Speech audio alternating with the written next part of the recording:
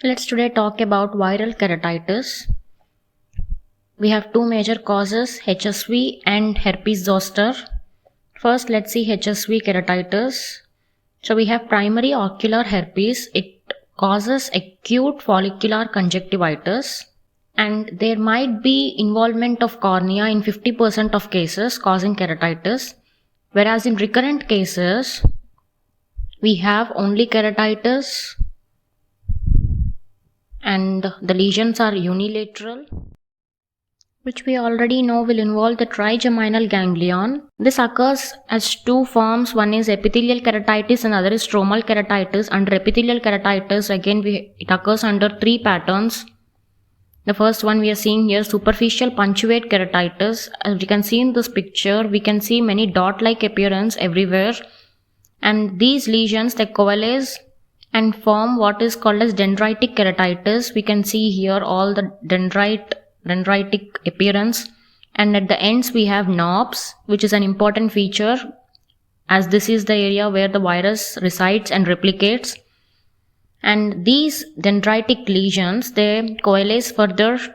As we can see, these are the dendritic lesions, and these coalesce to form what looks like a map of a country. So hence the name geographic keratitis, and these are amoeboid in shape.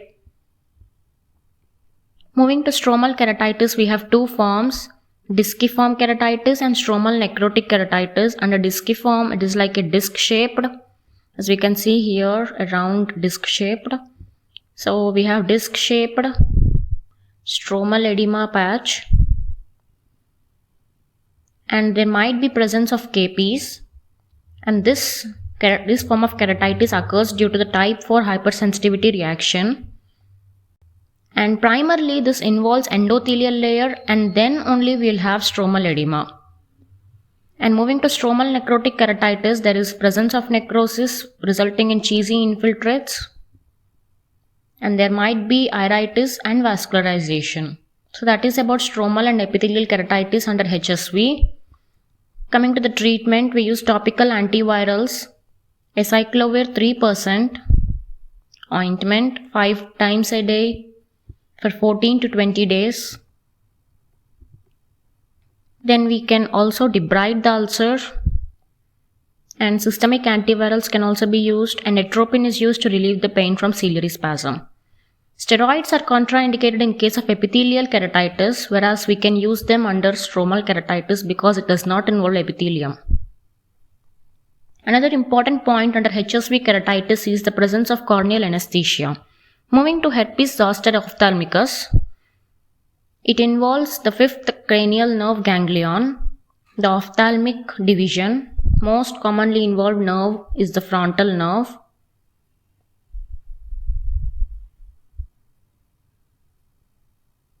There is something called as Hutchinson's rule. In case these lesions involve the nose, there are higher chances of ocular involvement. It is very simple, and this is called as Hutchinson's rule. Moving to the forms, we have acute form and chronic form. Under acute, we have basically conjunctivitis, that is mucopurulent form of conjunctivitis, and we have keratitis in 40% of the cases. We have epithelial keratitis, as we already know, superficial punctuate keratitis then evolves into dendritic keratitis, but here it is the pseudodendritic or microdendritic ulcers, since there are no knobs present at the ends. And then we also have something called as nummular keratitis, which we will see in a short while. And lastly, we have disciform keratitis.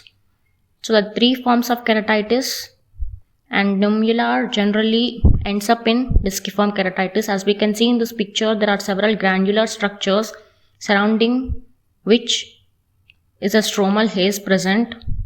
So this is nummular keratitis.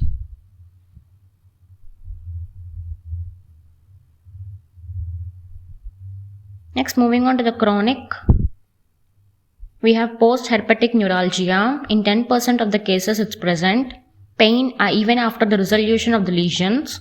It worsens at night So we have anesthesia even in case of herpes zoster, and in case there is anesthesia and there is occurrence of post-herpetic neuralgia, this condition is called as anesthesia dolorosa.